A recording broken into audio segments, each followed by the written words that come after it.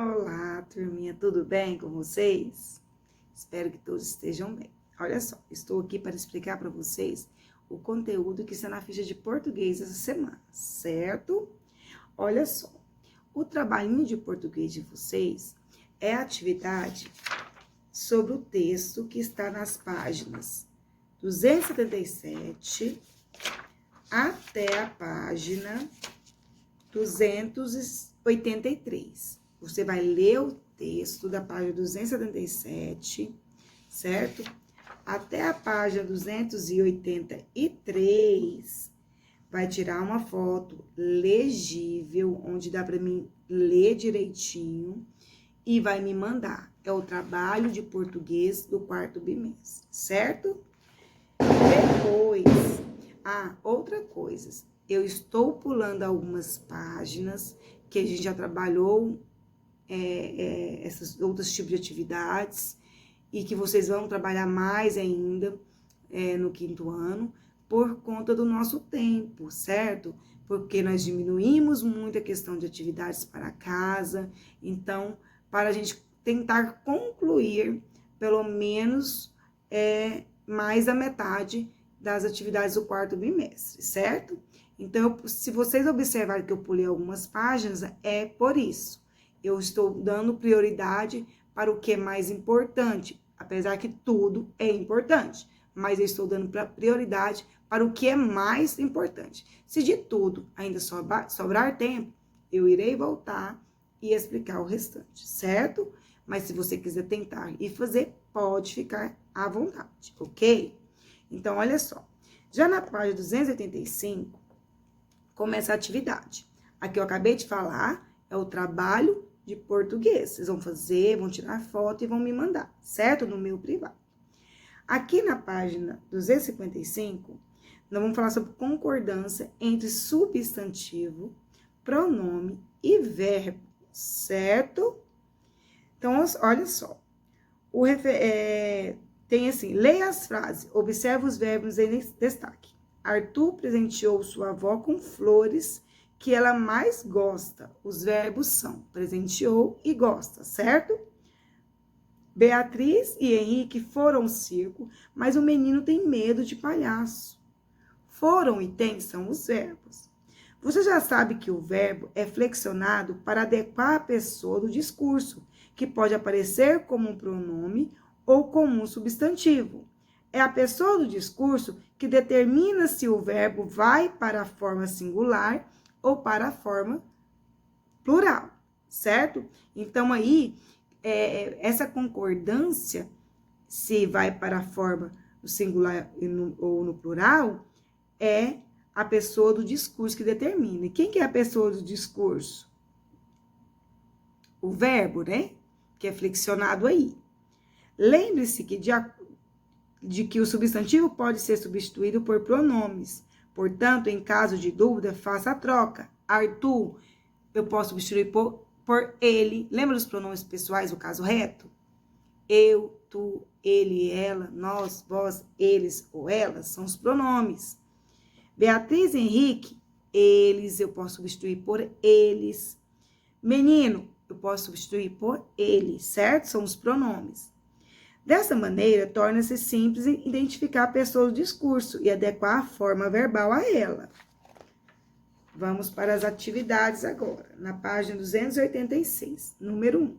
Considere a frase do quadro. Estive em Natal com a minha família e visitamos diversos pontos turísticos. Estive e visitamos são os verbos da frase, certo?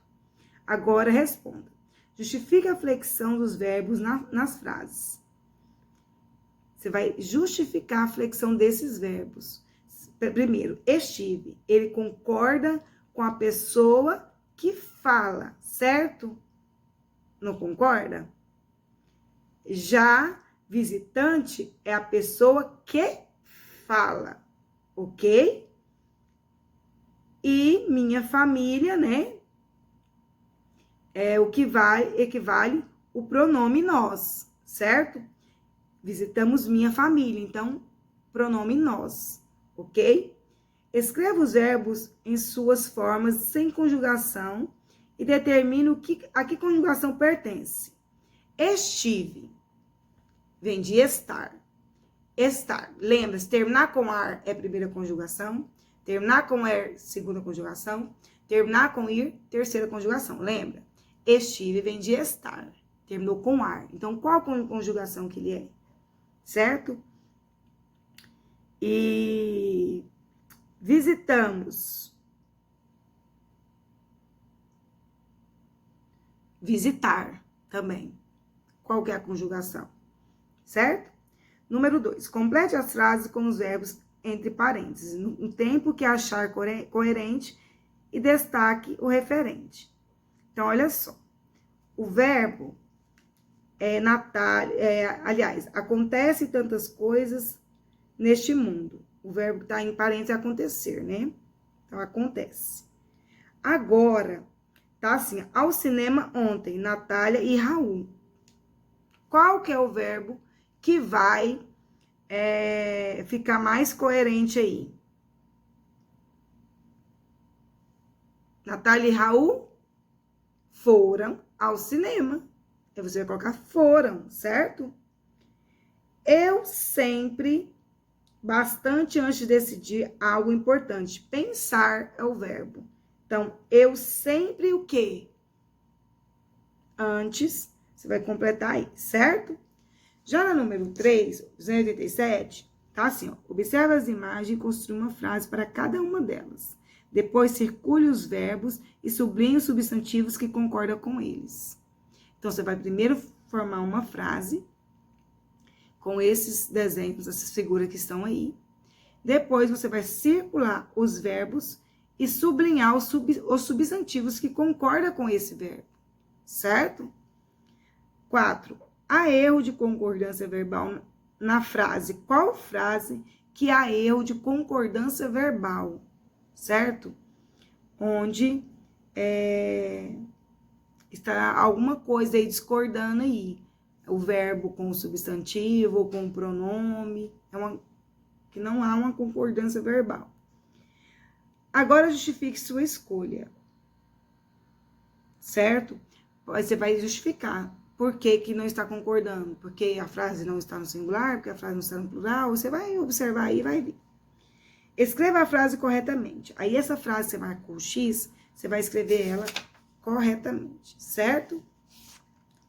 E tem também o uso de eu e mim, na página 288, certo? Frequentemente, o emprego dos pronomes mim e eu confunde-se, mais por vício de linguagem que por regra, né?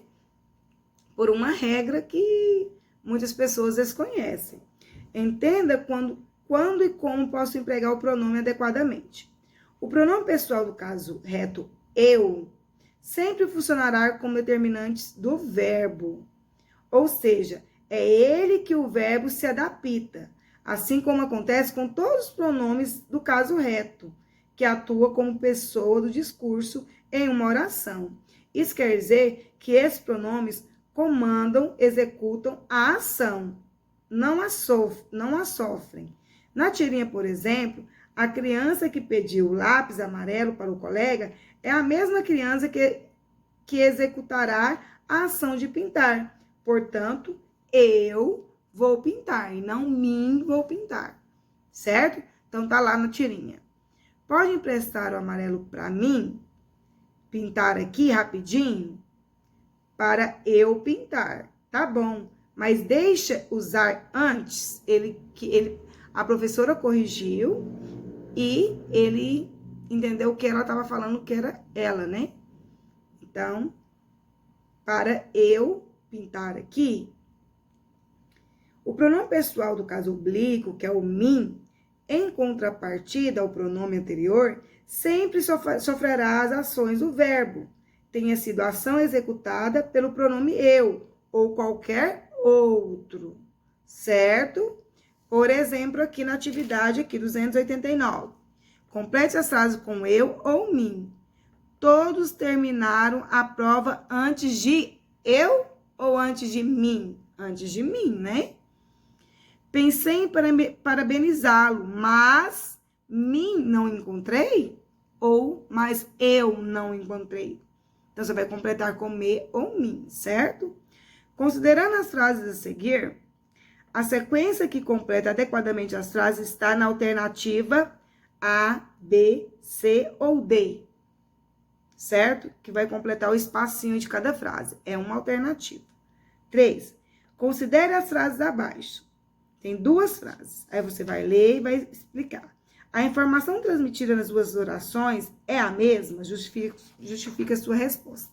Pessoal, orações é aquela frase que tem verbo, certo? Se existir uma frase que não tem verbo nela, ela não é uma oração. Então, quando fala assim, ó, a informação transmitida nas duas orações é a mesma, quer dizer que essas duas frases têm verbo nela, tá? Então, essas duas orações é porque tem verbo, ok? Você vai justificar a sua resposta. Então, português, pessoal, é isso. Não esqueça do trabalhinho de português. Fazer, tirar foto e me mandar, que é para a nota do 4º bimestre, tá bom? Beijos e até mais.